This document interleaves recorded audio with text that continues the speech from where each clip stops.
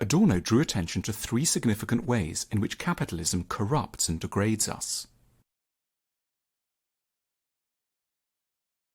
Adorno believed that the primary focus for progressive philosophers should be the study of how the working and middle classes of developed nations think and feel, and in particular the manner in which they spend their evenings and weekends. Adorno had a highly ambitious view of what leisure time should be for. It was not to relax and take one's mind off things. Free time should be our prime opportunity to expand and develop ourselves, to reach after our better nature, and to acquire the tools with which to change society.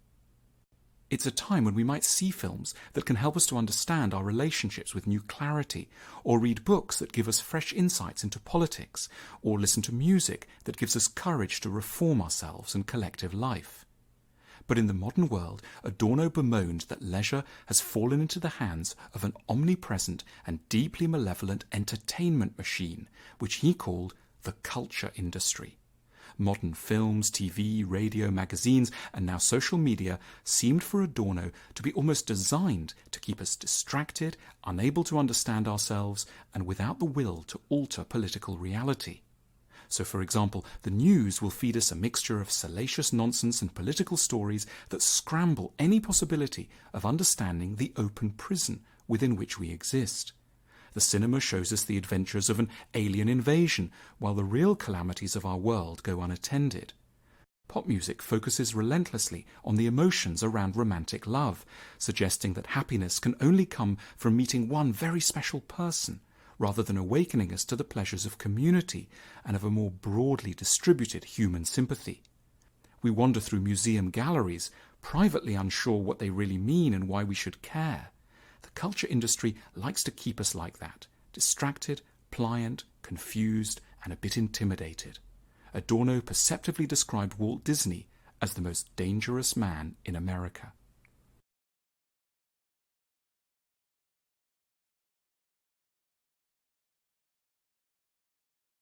Because of the huge range of consumer goods available in modern capitalism, we naturally suppose that everything we could possibly want is available. The only problem, if there is one, is that we can't afford it.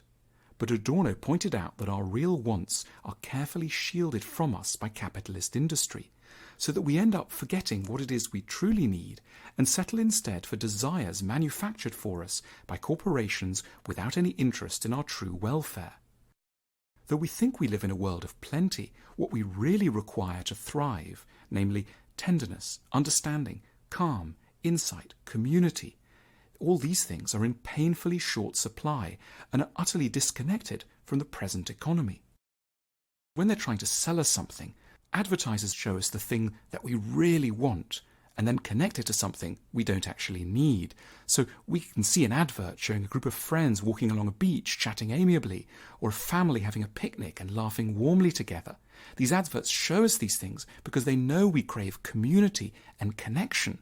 But the industrial economy prefers to keep us lonely and consuming. So at the end of the adverts, we'll be urged to buy some 25-year-old whiskey or a car so powerful that no road would ever let us legally drive it at top speed.